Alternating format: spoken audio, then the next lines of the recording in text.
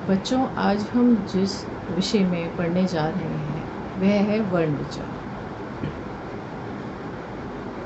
वर्ण क्या होते हैं? सबसे पहले तो ये प्रश्न है। इस संसार में बहुत सी ध्वनियाँ हैं। हम मनुष्यों के मुख से भी बहुत सी ध्वनियाँ निकलती हैं, तो क्या वे सभी वर्ण होती हैं? नहीं। लिखित भाषा के लिए हर भाषा में कुछ ध्वनि चिन्हों को हमने निर्धारित किया है, जैसे हम लिपि भी कहते हैं। तो वर्ण जो है वो मनुष्य के मुख से निकली हुई वह छोटी से छोटी ध्वनि होती है जिसे हम वर्ण कहते हैं, जिसे और आगे हम खंडित नहीं कर सकते, उसके और टुकड़े हम नहीं कर सकते। इनको हमने वर्णमाला में डाला है। इसके समूह को हम वर्णमाला कहते हैं। तो वर्णमाला क्या है?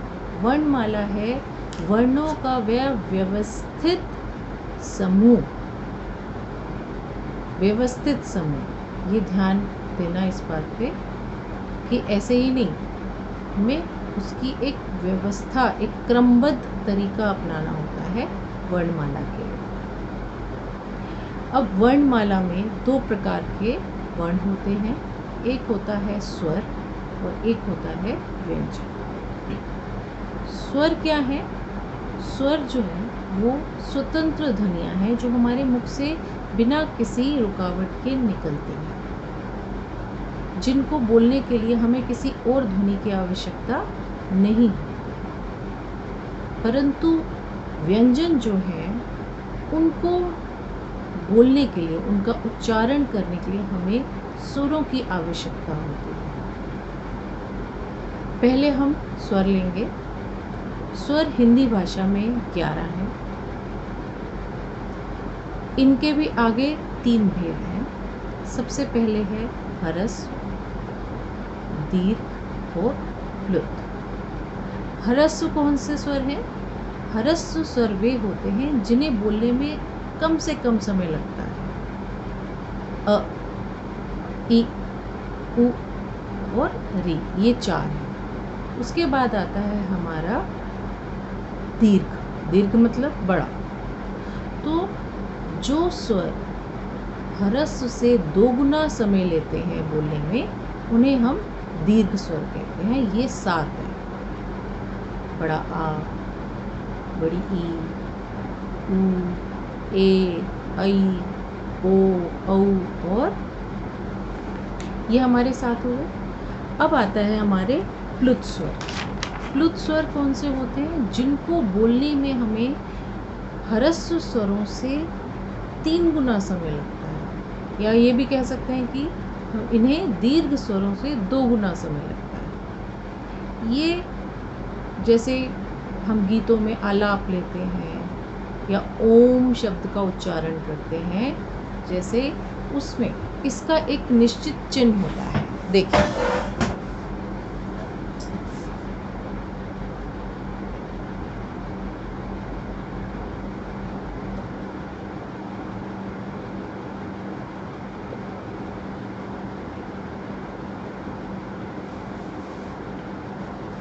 ठीक है, ये जो है ये आपका प्लुत है।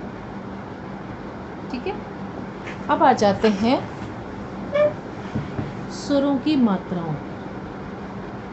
अब स्वर तो है स्वतंत्र ध्वनियाँ, तो इनकी मात्राएं जो हैं वो हमें व्यंजनों के बोलने में मदद करती हैं। व्यंजन जो है वो स्वतंत्र ध्वनि नहीं है, वो अपने आप में अधूरी होती है। जब तक उसके साथ कोई स्वर नहीं जुड़ता, हम उसको पूरा नहीं कहते हैं। तो जब ये स्वर जो हैं व्यंजनों के साथ आते हैं, तो ये उनके साथ मात्राओं के रूप में आते हैं। जब हम इन्हें लिखेंगे तो मात्राओं के रूप में लिखेंगे। अच्छा, ध्यान देना, यहाँ पर छोटा अ की कोई मात्रा नहीं होती, लेकिन वह वर्ण में होता है। जैसे क, क में क जमा अ तब बनेगा वो अ। जैसे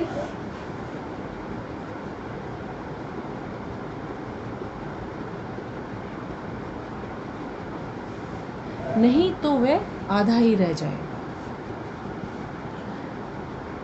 का, क जमा आ का, की, क जमा ई की, कु, क जमा ऊ कु। ठीक है। अब ध्यान देने योग्य यहाँ पर बात है कि जब आप ऊ की मात्रा का प्रयोग करते हैं तो गलतियाँ होती हैं, बड़ा ऊ और छोटा ऊ, कु और कु। ठीक है। तो ऊ की मात्रा कहाँ लगाई जाती है? बाकी मात्राएं या तो ऊपर लगती हैं, आगे लगती हैं, पीछे लगती हैं, लेकिन ध्यान दीजिए कि ऊ की मात्रा जो है वो आपकी व्यंजन के नीचे लगती है।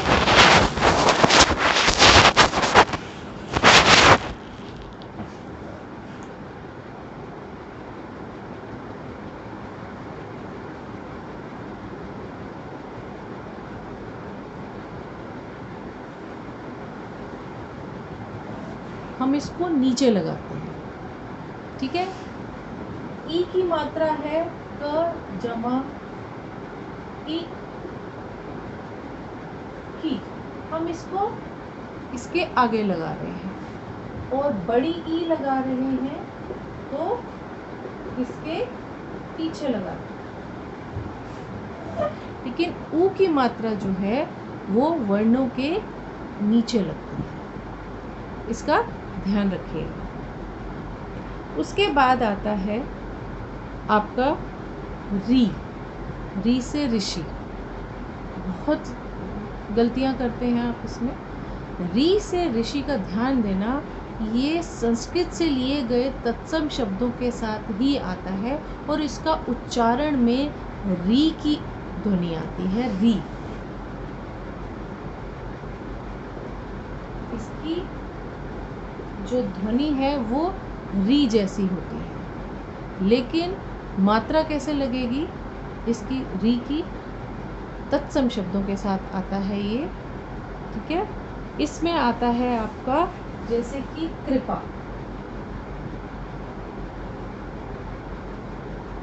इसमें आपकी नीचे लगती है री की मात्रा। ऋषि, कृपा, श्रृंगार, इन शब्दों के साथ। ठीक है। आगे आते हैं। इसके बाद आता है जो सबसे बड़ी आपकी रहती है कि र के रूप, र कैसे प्रयोग किया जाता है। ठीक है। जब र स्वर रहित होता है और जब र को किसी व्यंजन से पहले जोड़ा जाता है तो उसे दूसरे व्यंजन के ऊपर लिखते हैं। अब वो कैसे होगा? आपको समझ नहीं आता है कि र की ध्वनि कहाँ आ रही है और आपको र का प्रयोग कहाँ करना है, ऊपर करना है, नीचे करना है। र के बहुत से रूप होते हैं, ध्यान दीजिए।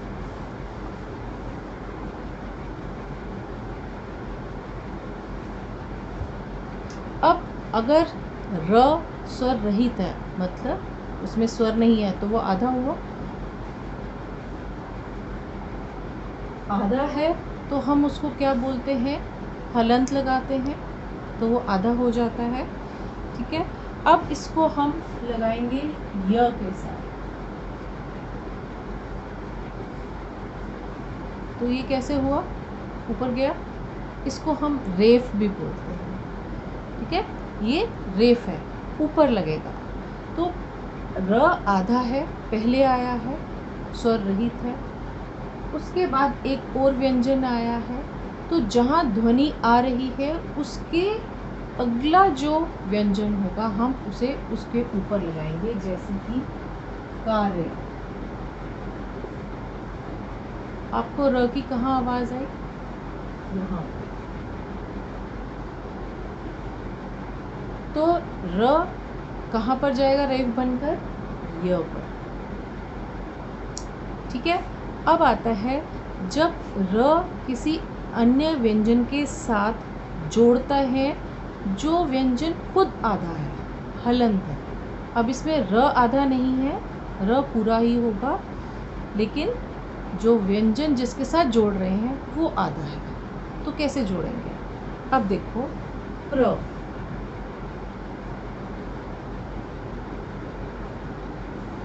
इसमें देखो प जो है वो आधा है और र पूरा है, स्वर रहित, स्वर सहित है और ये स्वर रहित है। परंतु हम जब इसको जोड़ के लिखते हैं तो ये बन जाएगा, तो जो र है उसका रूप बदल जाएगा और वो प के नीचे पैरों में ऐसे तिरछा लगाएंगे। प्र, जब आप प्रश्न लिखते हो,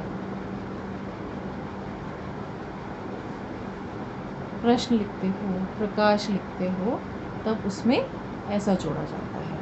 जैसे वज्र हो गया, क्रम हो गया। और कार्य में अब देखिए, इसमें बहुत गलती करती हो, क्रम और कर्म, ये क्या है? क्रम, क्रम, इसमें क आधा है, र पूरा है। क्रम, क के साथ र जुड़ा है। इसमें कर्म, र की जो ध्वनि है वो म से पहले आ रही है, तो इसमें र जो है आधा है और वो रेफ हो गया, म के ऊपर आ जाएगा। ऐसे ही ट और ड के साथ ड्र, ट्र, ट्रक, ड्रम, ठीक है। उसके बाद द और ह के साथ र का कैसे लेते हैं हम?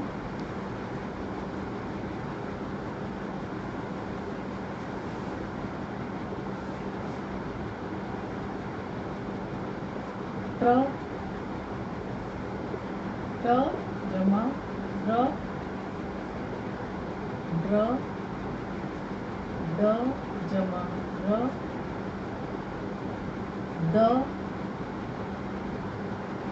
द जमा र,